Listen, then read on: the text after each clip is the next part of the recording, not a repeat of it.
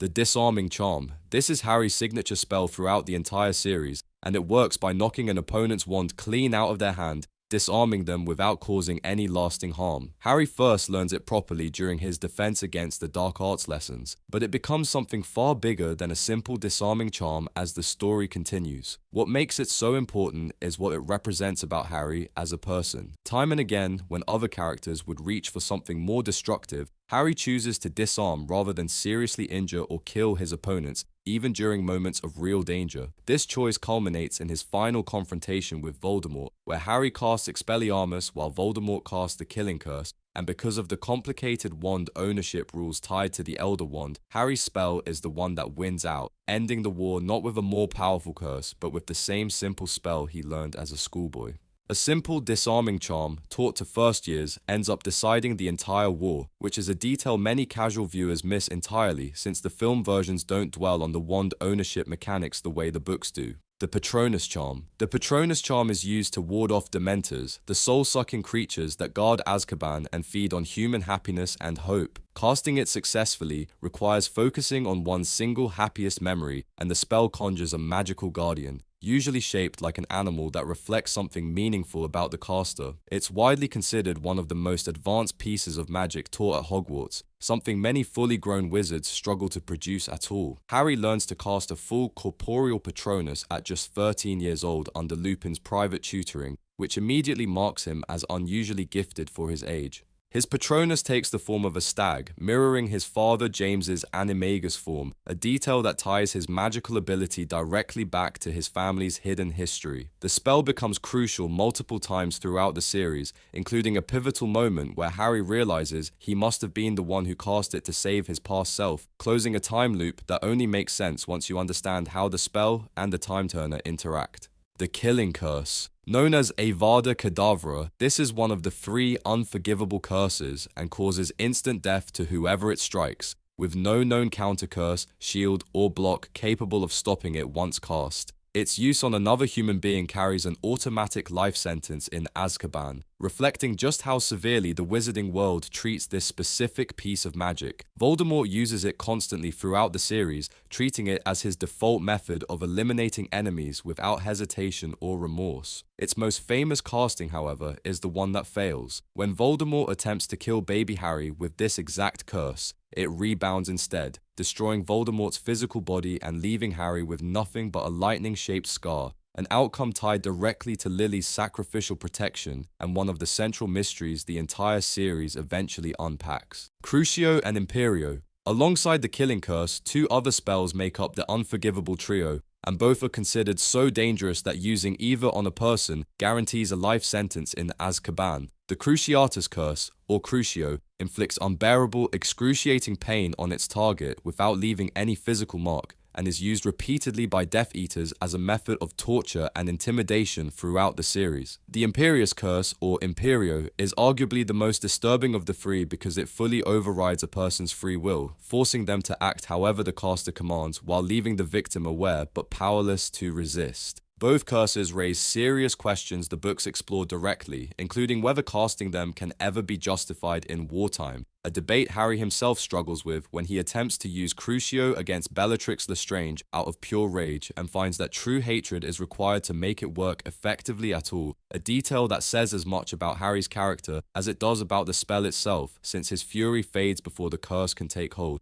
Everyday charms. Long before students learn anything resembling combat magic, first years are taught a handful of foundational charms that make up the backbone of practical, everyday wizarding life. Wingardium Leviosa, the levitation charm, is one of the very first spells shown in the series, made famous by Hermione's precise pronunciation, correcting Ron's clumsy attempt in the first book. Alohomora unlocks doors and other locked objects, a simple but endlessly useful spell that the trio relies on constantly throughout their adventures when sneaking into restricted areas. Lumos produces a small light from the tip of a wand, essentially turning it into a flashlight, an unglamorous but genuinely practical piece of magic used in nearly every dark corridor or hidden passage the characters explore. These spells matter because they establish that magic isn't only about duels and danger, it's woven into the mundane rhythm of daily wizarding life as well. Defensive combat spells. As the series grows darker, 3 spells in particular become the backbone of nearly every duel: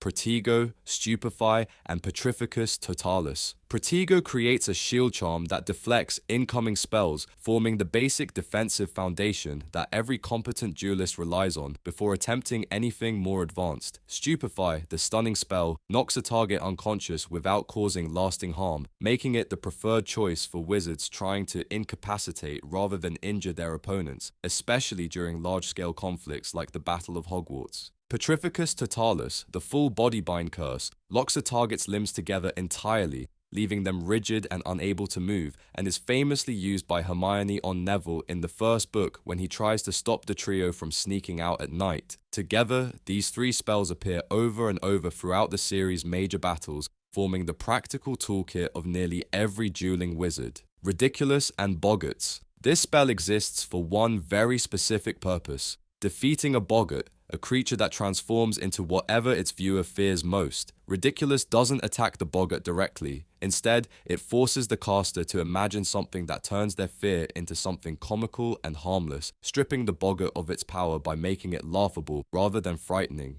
Professor Lupin teaches this spell to his class during Prisoner of Azkaban, giving several students, including Neville and Ron, a chance to confront and diffuse their personal fears in front of their classmates. It's a useful example of how not all magic in the wizarding world is about power or danger. Some of it is built entirely around psychology, confidence, and reframing fear itself. The summoning charm. Accio allows a witch or wizard to call a distant object directly toward them with a simple flick of the wand, and it's used constantly throughout the series for everyday convenience as much as dramatic effect. Its most famous casting comes during the first task of the Tri-Wizard Tournament, when Harry, faced with a hostile dragon guarding a golden egg, summons his broomstick from a distance to even the odds and fly his way to victory. The spell shows up again and again in smaller moments too, from retrieving dropped wands mid-duel to pulling weapons and objects out of reach during moments of crisis, making it one of the most consistently practical spells across the entire series, useful equally in a life or death duel and in the ordinary business of everyday wizarding life.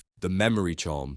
Obliviate allows a caster to erase or alter another person's memories entirely, and its use raises some of the more ethically complicated questions found anywhere in the series. It's used responsibly by members of the Order of the Phoenix and the Ministry to protect the secrecy of the wizarding world from muggles who accidentally witness magic, but it's also used irresponsibly, most memorably by the fraudulent Professor Lockhart, who attempts to wipe Harry and Ron's memories using a broken wand in an effort to cover up his own cowardice and lack of real magical skill, a plan that backfires spectacularly and instead wipes his own memory permanently. Snape's slashing curse. Sectumsempra is one of the darkest spells in the series precisely because of where it comes from and how it's discovered. Created by Snape himself as a teenager, the spell causes severe, uncontrollable slashing wounds to its target, closely resembling being attacked with an invisible blade. Harry discovers it scribbled inside the margins of his second-hand potions textbook, left behind by its previous owner, the mysterious Half-Blood Prince, without realizing the danger of the spells he's copying. In a moment of anger during a confrontation with Draco Malfoy, Harry casts it without understanding just how brutal its effects would be,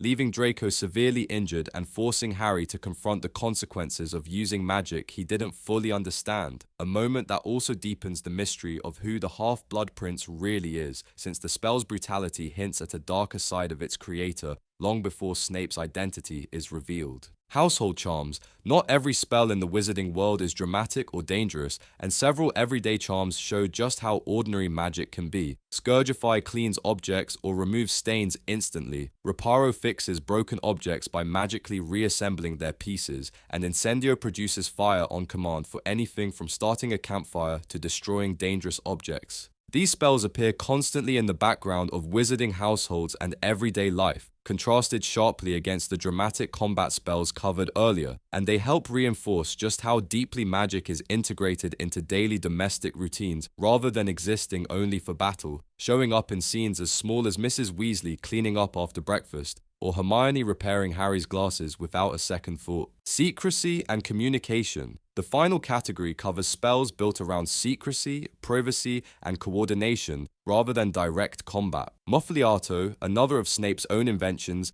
fills the ears of nearby people with an unidentifiable buzzing sound, preventing anyone from overhearing a private conversation, and Harry uses it frequently once he discovers it in the Half-Blood Prince's old textbook. The Protean charm, taught to Dumbledore's army members by Hermione, links a set of enchanted fake galleons together so that a hidden message can instantly appear on every coin at once, allowing the group to secretly schedule meetings without risking written notes being discovered. Together, these spells demonstrate that magic in the wizarding world isn't only about offense and defense, it also exists to protect secrets, organize resistance, and maintain communication during increasingly dangerous times, right up until the final battle when nearly every spell covered in this video gets used at once, in a castle fighting for its survival.